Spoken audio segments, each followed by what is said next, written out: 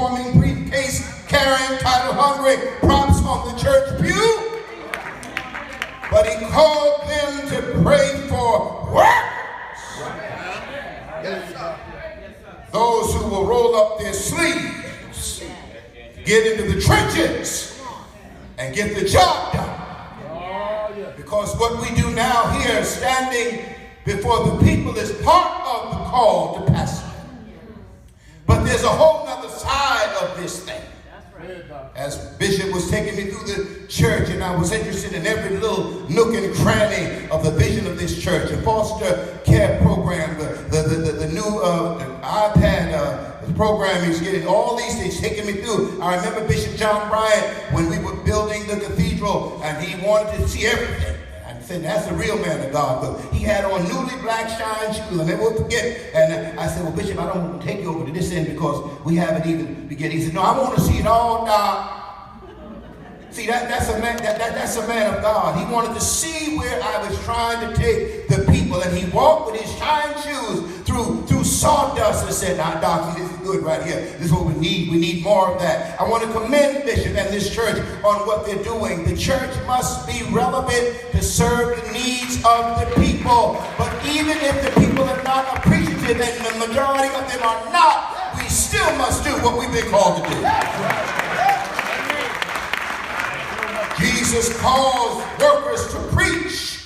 He calls us to preach, to reach, to touch, to love, to heal, and to unify.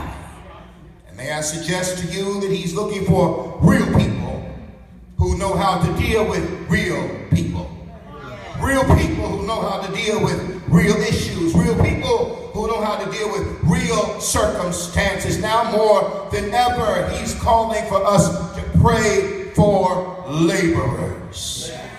Pray for laborers that can encourage a people that are discouraged, to lift the people that are downtrodden, to emancipate the people that are still bound and shackled in their own minds, the people who can't find hope because hope seems to belong to someone else on someone else's neighborhood.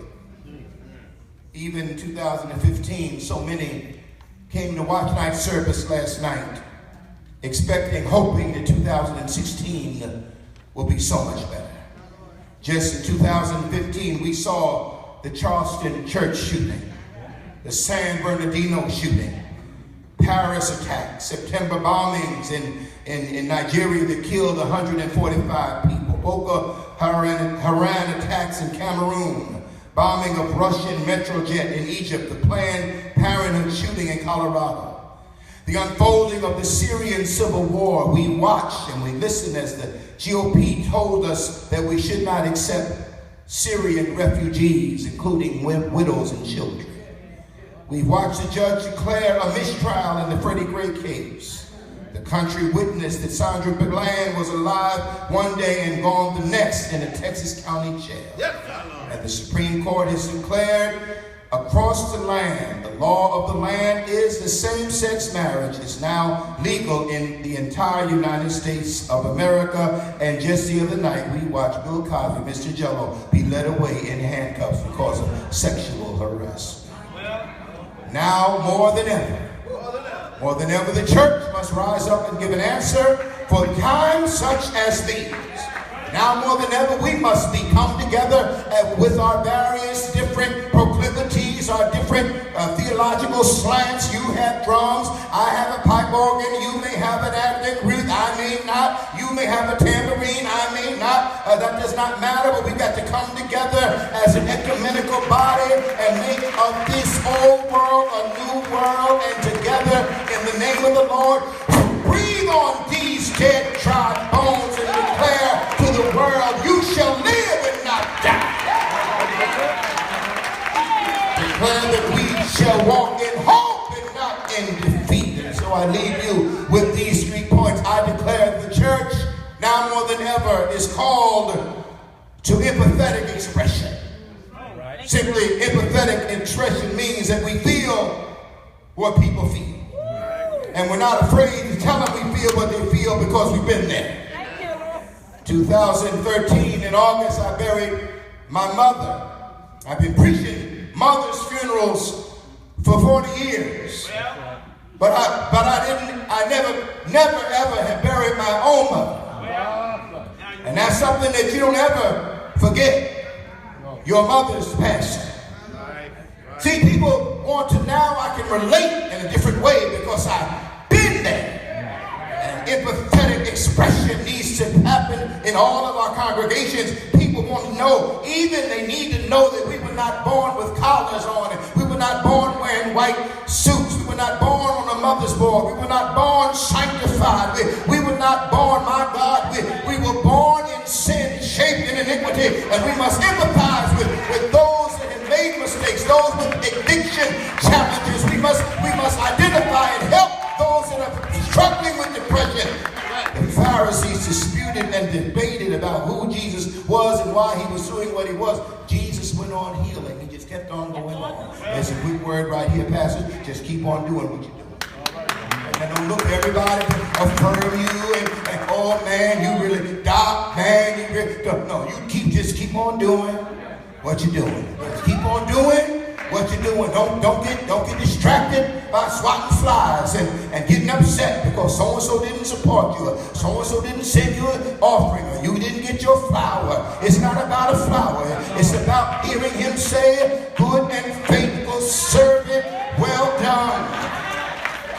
We must empathetically express ourselves. And then secondly, we must be empowered to engage. Empowered engagement is necessary. Empowered engagement is so lacking in our society. We have not only become a paperless society, but a corded society. Text messaging has replaced the phone call. Emails have replaced the handwritten note.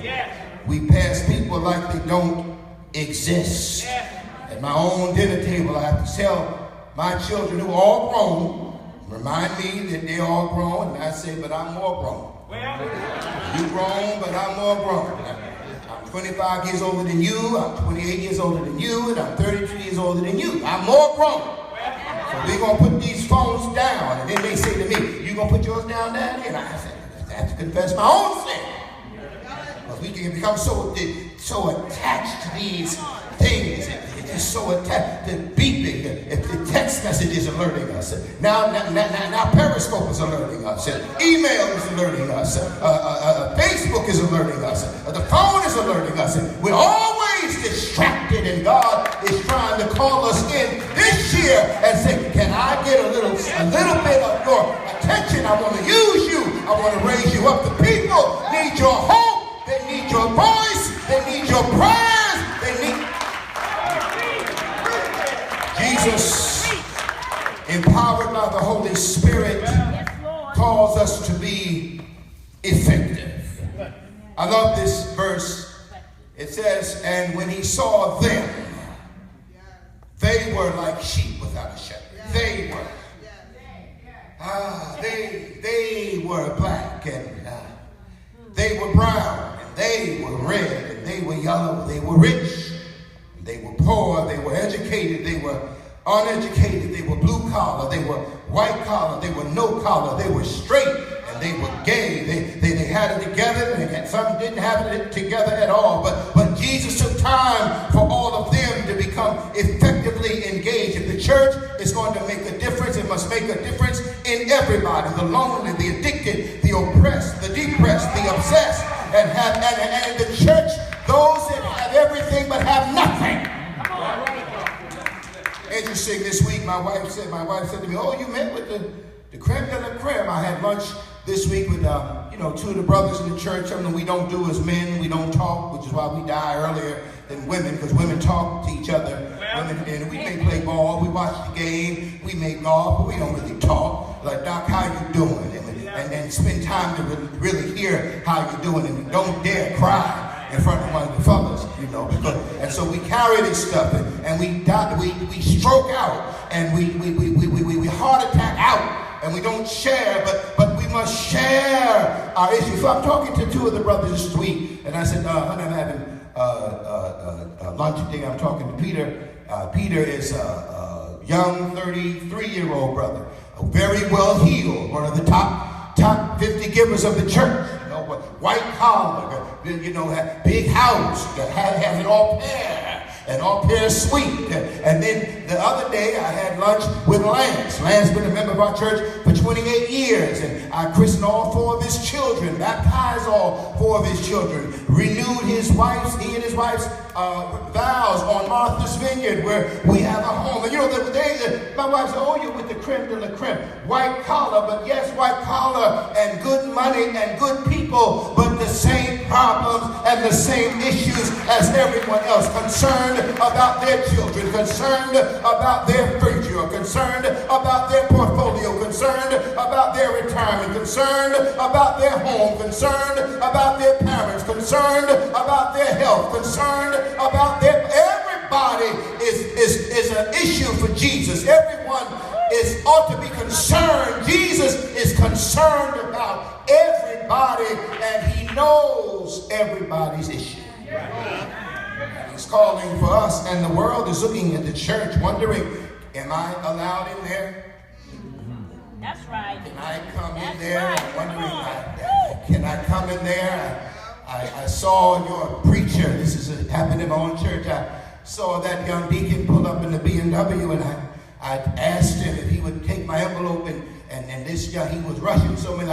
If you give it to so-and-so, and of course, once I got hold of it, there was an immediate meeting, and we talked about what real servanthood really is. Because see, some of us want position for the sake of just having a position. Some of us, you don't have this issue here, but there are people that come to us, they want to preach, or they want a church. They're called. They want to be licensed in June, ordained in July, want you to send them out in August with money and drum set, tambourine and all, and want you to bless their work. And they take 4 rows of your people over across town, and then your people will leave good solid ministry for a circus because some clown promised them a position in his circus.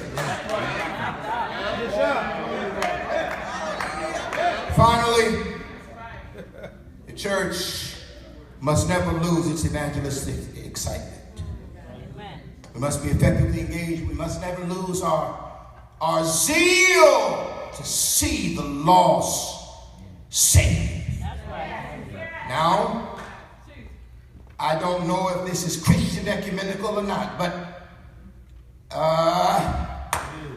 okay, because our responsibility is to still give the world Jesus. That's what we're called to do.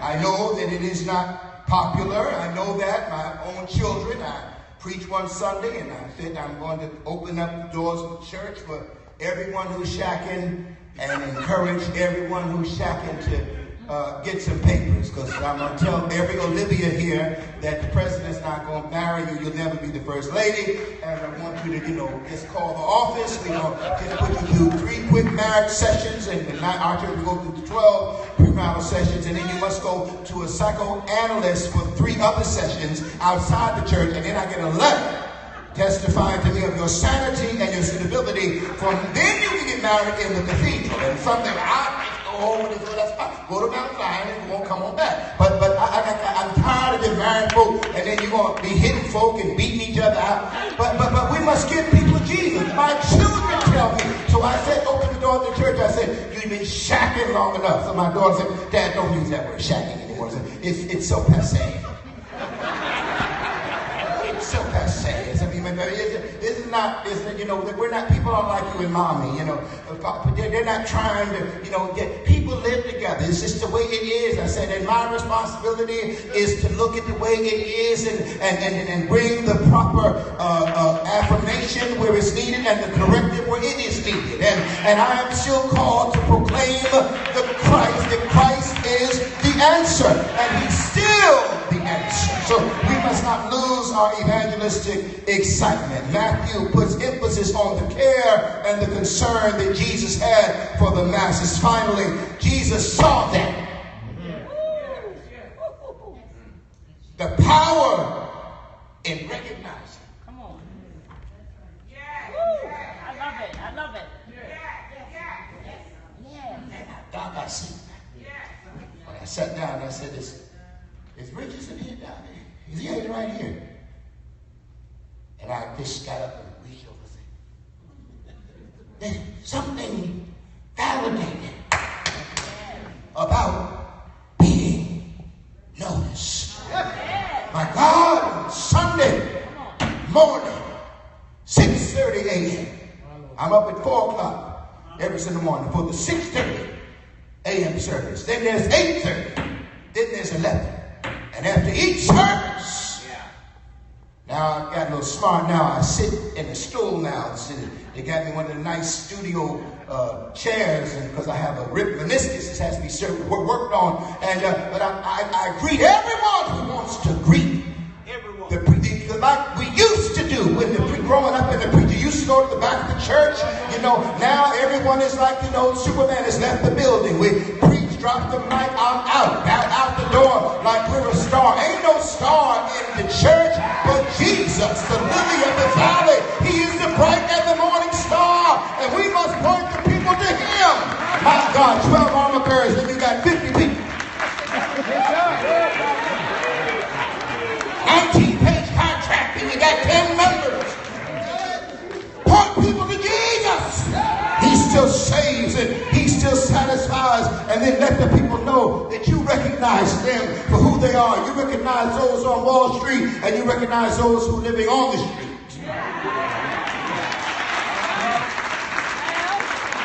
We saw them. Something happens in our children's lives when we notice who they are. Yeah. Something happens when the children's choir sings and they walk off the pulpit past me, and I hug each one of them, and each one of them grabbing for the candy in the candy jar. Grabbing for the candy in the candy jar. One Sunday, one of the children went to grab, who tried to greet me, and one armor bearer said, you need to just. I said, man, sit down. Don't overdo all this security, and don't overdo the call. Let the people get to Jesus. And sometimes getting to Jesus means they're just trying to get to you. Everybody trying to hurt you or shoot you. You ain't that important. But they would like to touch you. Every now and then, the ones that pay your salary, every now and then, the ones that praise you through would like to touch your hand.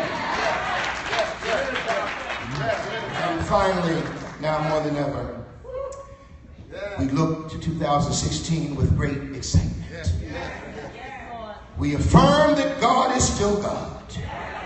We affirm that just as this crowd needed direction and he raised up a group of people, we're excited because this 2016 political year, they're going to be looking at the church.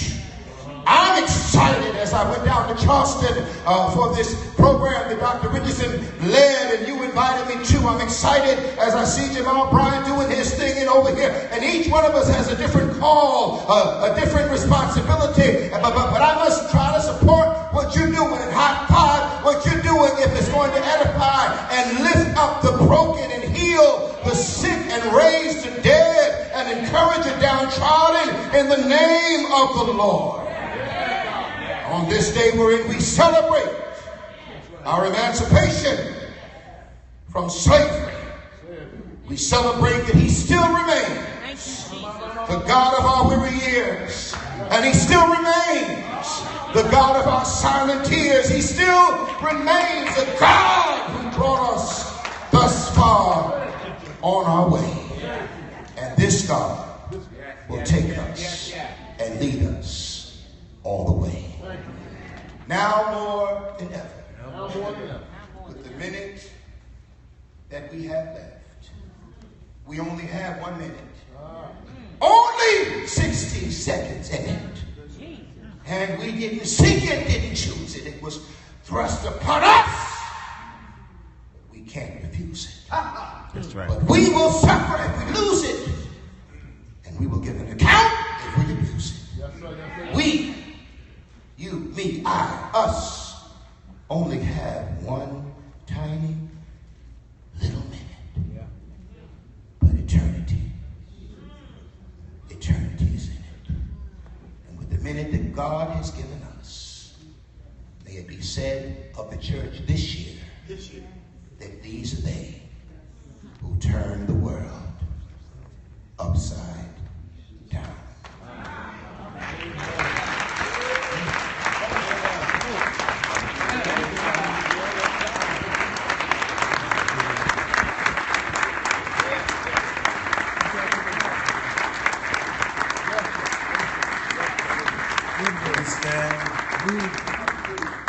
What a powerful word. What a powerful word.